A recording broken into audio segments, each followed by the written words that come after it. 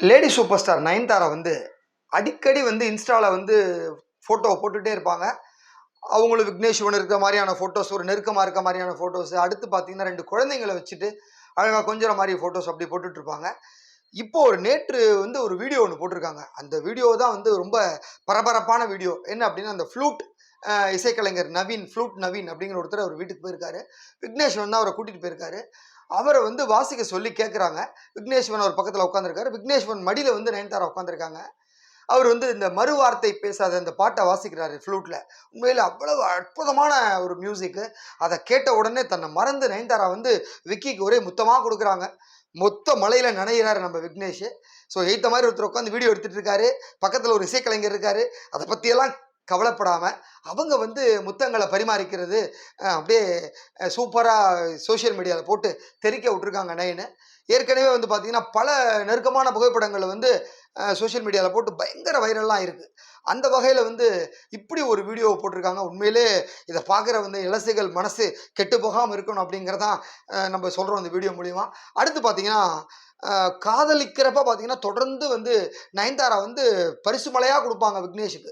எப்போ பார்த்தாலும் ஒரு கார் பரிசு, ஒரு ஃப்ளாட் பரிசு அப்படின்னு கொடுத்துட்டே இருப்பாங்க. இப்போ வந்து ஒரு சேஞ்சுக்கு வந்து திருப்பி கொடுக்குற மாதிரி விக்னேஷ் கொடுக்க ஆரம்பிச்சிருக்காரு கிஃப்ட் எல்லாம். ரீசெண்டாக வந்து அவர் எல்ஐசிங்கிற ஒரு படத்தை டைரக்ட் பண்ணுறாரு. நம்ம லவ் டுடே பிரதீப் ரங்கநாதனை வச்சு. அந்த படத்துக்கு வந்து லலித் தான் ப்ரொடியூசர். ஸோ ஃபஸ்ட்டு காப்பி பேஸில் பேசியிருக்காங்க.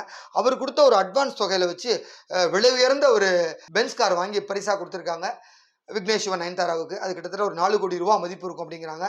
அதில் என்ன ஒரு இன்னொரு கூடுதல் தகவல் அப்படின்னா, அந்த பரிசு கொடுத்தப்ப பக்கத்தில் இருந்து நம்ம லவ் டுடே பிரதீப் தான். ஸோ அவர் தான் அந்த வீடியோ ஷூட் பண்ணியிருக்காரு. அதையும் வந்து ஒரு இன்ப அதிர்ச்சி கொடுத்துருக்காரு நயன்தாராவுக்கு. இது ஒரு பக்கம் நம்ம லேடி சூப்பர் ஸ்டார் பற்றின ஒரு தகவல். அடுத்து வந்து யுவன் சங்கர் ராஜா, அந்த ஆர்கே சுரேஷ் வந்து ஃபஸ்ட்டு விநியோகஸ்தராக உள்ளே வந்தார்.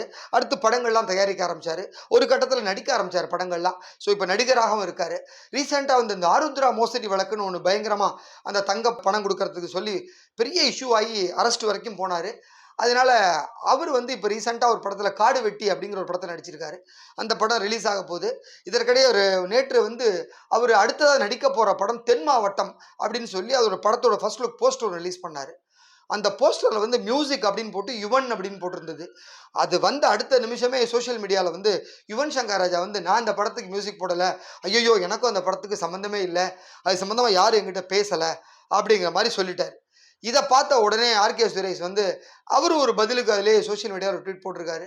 என்ன அப்படின்னாக்க, அவருக்கு ஒரு இசை நிகழ்ச்சி நடத்துறதுக்காகவும் வேறு ஒரு நிகழ்ச்சிக்காகவும் நாங்கள் ஒரு பணம் கொடுத்துருக்கோம், பெரிய தொகையை அட்வான்ஸாக கொடுத்துருக்கோம். அதற்கான லீகல் டாக்குமெண்ட்லாம் என்கிட்ட இருக்குது. ஸோ அது வந்து ஏன் வந்து தென் மாவட்டம் படமாக இருக்கக்கூடாது, அதுக்கு ஏன் மியூசிக் பண்ணக்கூடாது அப்படின்னு கேட்டு அவர் கொடுத்துருக்காரு. ஒருவேளை வந்து அவர் இசை நிகழ்ச்சி நடத்துறதுக்காக ஒரு அட்வான்ஸ் கொடுத்துருக்கலாம். ஆனால் அதை படத்துக்காக கன்வெர்ட் பண்ணி இப்போ கேட்குறாரு. அது ஒத்துக்குவாரான்னு தெரியல. ஏன்னா வந்து இவர் ஏற்கனவே சர்ச்சையில் இருக்கிற ஒரு நடிகர். இந்த படத்துக்கு மியூசிக் போட்டால் தான் பேர் கெட்டு போயிடும் அப்படின்னு இவன் நினைக்கலாம். அதனால வேண்டாம். இப்போ வேற விஜய் படத்துக்கெல்லாம் போட்டுட்டு இருக்காரு. அடுத்து ஒரு பெரிய பெரிய படங்கள்லாம் கையில் இருக்குது.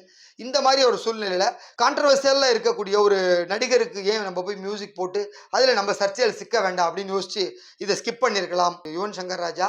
இருந்தாலும் வந்து ஆர்கே சுரேஷ் வந்து மீண்டும் எங்கிட்ட சட்டப்பூர்வமான விஷயங்களாக இருக்குது அப்படிங்கிற சொல்லியிருக்காரு. ஸோ இது வந்து எப்படி பேசி தீர்த்துக்க போகிறாங்கன்னு தெரியல. ஆனால் 2 பேரும் பொது வேளையில் வந்து சண்டை போட ஆரம்பிச்சிட்டாங்க. அதனால வந்து தென் மாவட்டம் படத்துக்கு யார் மியூசிக் டைரக்டர்னு இது வரைக்கும் கன்ஃபார்ம் ஆகலை. ஆனால் இப்போதைக்கு யுவன் அப்படின்னு சொல்லி போஸ்டரில் போட்டிருக்காங்க. ஸோ இதெல்லாம் தான் இன்றைக்கி நான் உங்க கூட ஷேர் பண்ணிட்ட விஷயம். தேங்க்யூ.